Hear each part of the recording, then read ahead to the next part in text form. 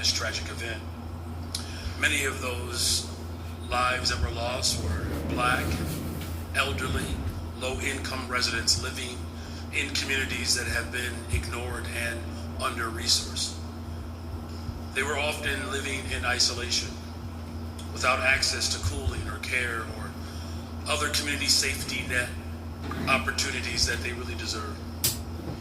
The pain from this tragedy is still felt today, especially here on the West Side and throughout many neighborhoods and communities on the South Side. I do want to take a moment, though, to highlight a story of one of the many individuals that we are honoring today, and that is Emilio Aguirre. Was a United States military veteran, a Bronze Star recipient, and a POW and a Chicagoan. 50 years after serving this country during World War II, he succumbed to heat illness during the 1995 heat wave.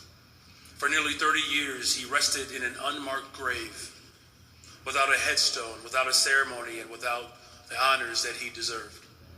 Emilio was a man whose story reminds us of both the quiet dignity of service and the deep responsibility that we all share to never let such lives go unrecognized.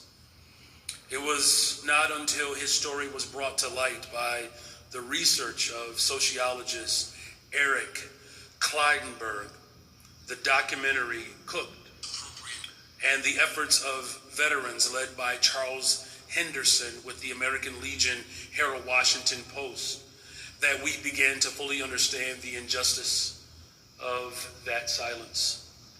And later this week, members of Chicago's veterans community and the city of Chicago will come together to honor the life and service of Emilio with a full military memorial ceremony.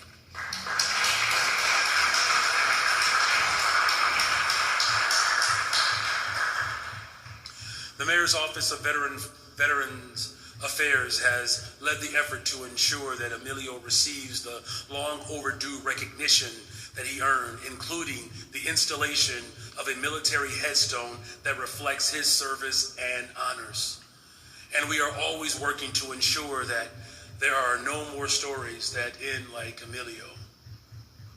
Today, heat-related illness remains the leading cause of weather-related mortality in the United States. And only 30% of single-family homes in Chicago have central air, compared with 76% of homes nationwide. During the 1995 heat wave, it became abundant